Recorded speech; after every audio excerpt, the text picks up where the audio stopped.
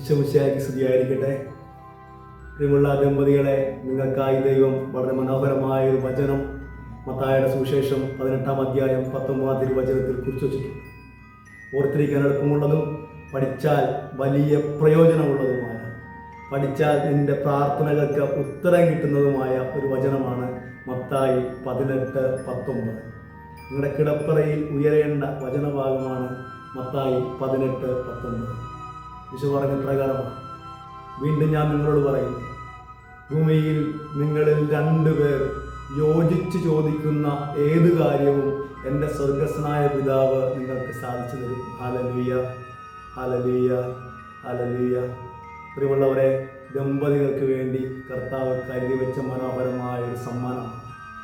നിന്റെ കിടപ്പറയിൽ പ്രാർത്ഥനയ്ക്ക് ഉത്തരമുണ്ടെന്ന് കാട്ടിത്തരുന്ന വചനത്തിൻ്റെ ഭാഗമാണ്. നിങ്ങൾ 2 പേരും കൂടി ചേർന്നിരുന്നു കൊണ്ട് കിടപ്പറയിൽ പ്രാർത്ഥിച്ചു നോക്കും. രാവിലെ എഴുന്നേൽക്കുമ്പോൾ നിന്റെ കിടപ്പറയിൽ നിന്നും പ്രാർത്ഥനയുടെ സ്വരമുയരണം. രാത്രി കിടക്കാൻ പോകുന്നതിന് മുമ്പായി കരങ്ങൾ ചേർത്ത് പിടിച്ച് ഒരു മനസ്സോടെ യോജിച്ചിരുന്നു കൊണ്ട് നിങ്ങളുടെ ആവശ്യങ്ങൾക്ക് വേണ്ടി നിങ്ങൾ പ്രാർത്ഥിച്ചു നോക്കും.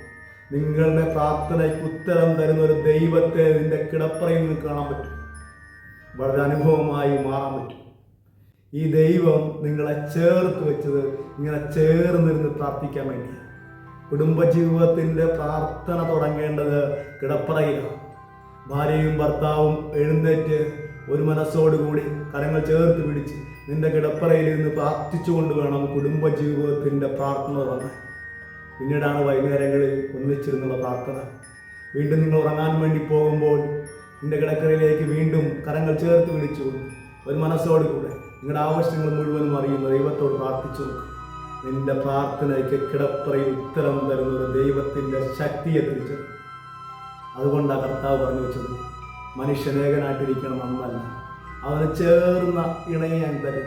ഇങ്ങനെ ചേർത്ത് വെച്ച ഇണയെ ചേർത്ത് പിടിച്ച് ഇന്ന് പ്രാർത്ഥിക്കുമ്പോൾ അവിടെ ദൈവത്തിൻ്റെ ശക്തി ഉണ്ടാവും, അവിടെ ദൈവത്തിൻ്റെ മഹത്വം നീ ദർശിക്കും, അവിടെ ദൈവത്തിൻ്റെ അനുഗ്രഹം നീ ദർശിക്കും. അതുകൊണ്ട് അഭയമുള്ളവരെ ചേർന്നിരിക്കുക. ഭാര്യയും ഭർത്താവും ഒരു മനസ്സോടുകൂടെ ചേർന്നിരുന്നു കൊണ്ട് നിങ്ങളുടെ ആവശ്യങ്ങൾ പറഞ്ഞ് നിങ്ങൾ ദൈവത്തോട് പ്രാർത്ഥിക്കുക. കിടപ്പറയിൽ ഇരുന്നു കൊണ്ട് നിന്റെ പ്രാർത്ഥനയ്ക്ക് ദൈവം ഉത്തരം തരും.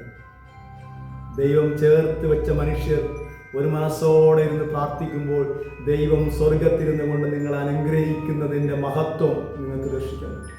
നിന്റെ കിടപ്പറയിലെ പ്രാർത്ഥനകൾക്ക് കിട്ടുന്ന ഉത്തരം നിന്റെ ജീവിതത്തിൽ അനുഭവിക്കാൻ പറ്റും. എല്ലാ ദിവസവും രാവിലെ എഴുന്നേൽക്കുമ്പോൾ കർത്താവിനോട് പറയുക, കർത്താവെ, നീ ചേർത്ത് വെച്ച് ഞങ്ങൾ ഒരു മനസ്സോടെ ഞങ്ങളുടെ ആഗ്രഹങ്ങൾ സമർപ്പിച്ച് പ്രാർത്ഥിക്കുന്നു. കർത്താവെ, ഞങ്ങൾ അനുഗ്രഹിക്കണമേ. ഈ പ്രാർത്ഥനയ്ക്ക് ഉത്തരവുണ്ട് പ്രിയമുള്ളവരെ, നിന്റെ കണ്ണീരിന് ഉത്തരവുണ്ട് പ്രിയമുള്ളവരെ. ഒരു മനസ്സാണ് ദൈവത്തിന് ഏറ്റവും പ്രധാനം.